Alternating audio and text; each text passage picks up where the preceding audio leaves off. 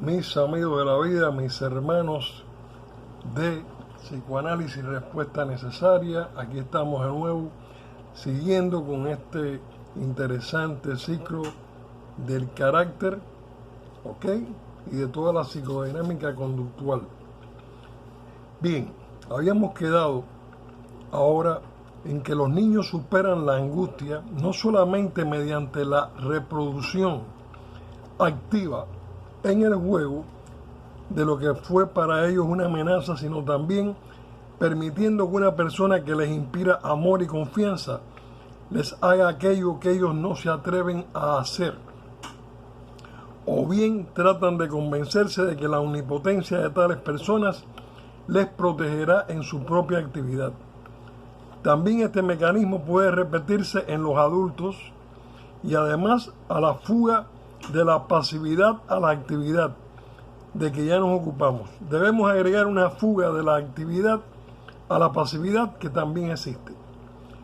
Un prerequisito muy común de las actitudes contrafóbicas consiste en que el placer solo puede ser experimentado mientras se cree en la protección de una tercera persona.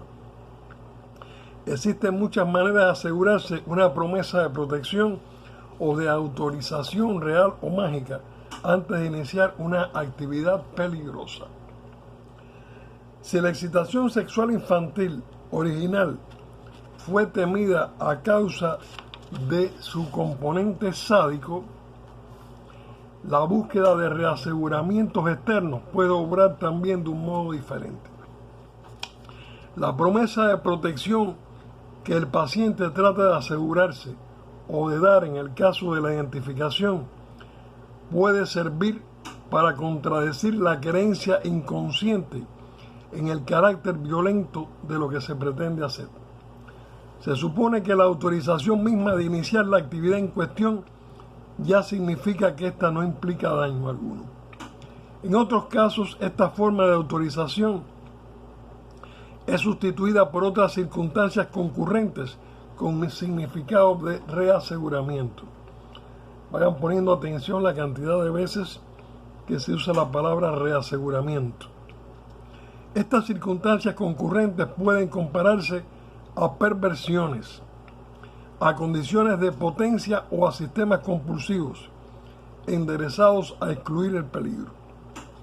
La simultaneidad del placer instintivo y el placer funcional en la suspensión de la angustia agrega a los hobbies de este tipo un carácter obsesivo.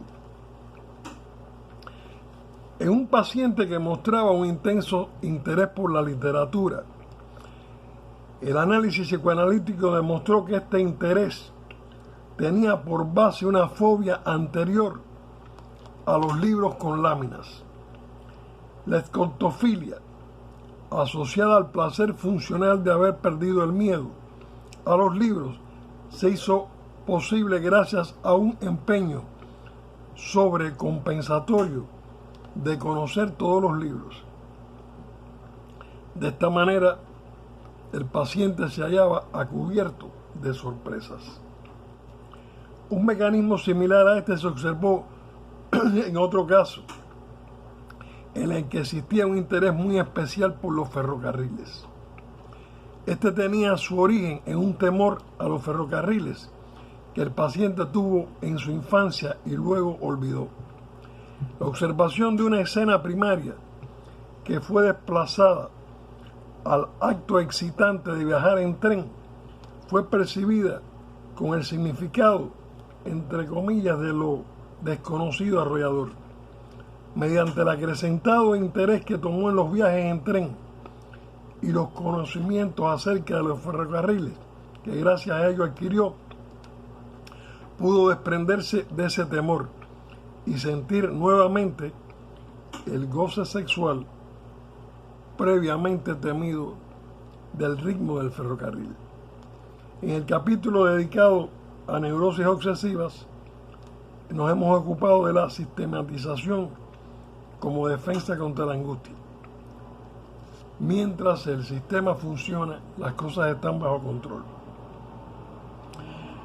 A menudo, en personas cuya vida sexual ha sufrido una deformación masoquista.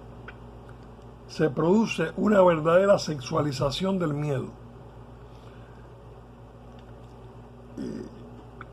Bueno, tal como cualquier otra excitación, el miedo puede ser una fuente de excitación sexual, pero del mismo modo que en el caso del dolor, esto solo es posible si el displacer que produce la excitación se mantiene dentro de ciertos límites sin llegar a ser demasiado seria.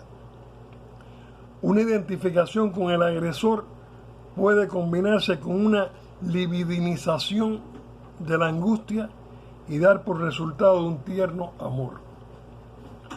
Existen formas reactivas de homosexualidad, es decir, identificaciones con el sexo opuesto tendientes a negar el temor al mismo.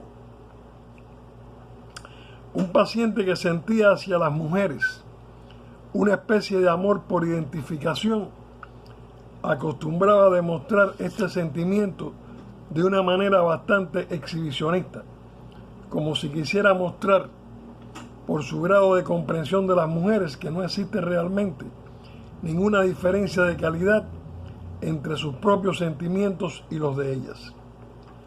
El desarrollo de este paciente había sido perturbado por la visión traumática de los genitales de una mujer en una época relativamente tardía de su infancia. Condensó todos sus anteriores temores de castración en el temor producido por la extraña visión. Toda su conducta era un intento de dominar su angustia, mediante la negación de la idea de que las mujeres son diferentes, con lo que no habría tales descubrimientos terroríficos que hacer. Todos estos mecanismos pueden estar vinculados a una fuga hacia la realidad. El sujeto busca una situación real para convencerse de que las cosas temibles que imagina en relación con la misma son efectivamente imaginarias. Solo quiero señalar lo importante que es el factor de todos los elementos de los análisis psicoanalíticos, si los vemos desde nuestra cultura o ya de adulto propiamente, con toda la moral, el superyo, las resistencias, la propia biografía histórica de la psicología de cada uno de nosotros. Solo les pido que piensen en el niño, cuando fueron niños, la cantidad de preguntas, fantasías, miedos, temores y la cantidad de desinformaciones que tienen los niños a través de padres que sencillamente lo que hacen es ocultar realidades y dan preguntas totalmente absurdas que no tienen nada que ver con la realidad humana, y otros que sin darse cuenta traumatizan profundamente al niño. Es decir, uno de los elementos más importantes en la psicología humana es seguir enjuiciando la psicología infantil, ¿ok? Todo el desarrollo infantil desde esta perspectiva de atrincheramiento adulto, donde cada cual ya ha puesto en cada compartimento de su gaveta, ¿ok?, todas sus defensas. Esto es interesante porque estamos hablando de emociones, estamos hablando de cargas afectivas y queremos ir conociendo cómo se forman esas grandes cargas afectivas y cómo es posible que se formen todos esos traumas tan difíciles después de reparar en el análisis psicoanalítico, en ese día a día, en esos 50 minutos. Vamos a seguir. Todos estos mecanismos pueden estar vinculados a una fuga hacia la realidad.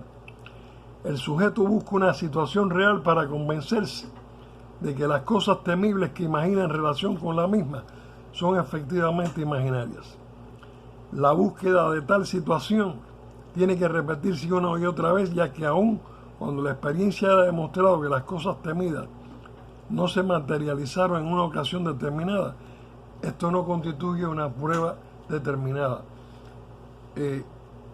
La escuela behaviorista conductual hace mucho esto. Yo una vez les hablé.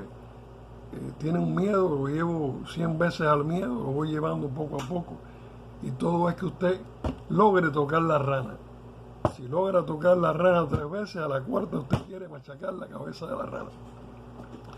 Pero la cuestión está en resolver realmente dónde surgió ese pánico a la rana. Ciertos sentimientos de extrañamiento acompañados de placer, en ocasión de comprobar que algo es realmente cierto, se explican por esto. Lo ocurrido es cierto, mientras que el castigo temido que el sujeto relaciona con lo ocurrido no lo es. Como el miedo persiste, la persona en cuestión trata a menudo de mantener vivo el recuerdo de que nada sucedió en dicha ocasión. Este es uno de los motivos que inducen a coleccionar trofeos. Son prueba de haber corrido un riesgo. Colección de trofeos. Una prueba de haber corrido un riesgo. Hasta aquí, amigos de la vida, vamos a dejarlo y seguimos adelante con el carácter y todo esto tan interesante de ir conociendo. Ahora vamos a hablar próximamente de las contrafobias y seguimos poniendo ejemplos de pacientes que se han ido analizando.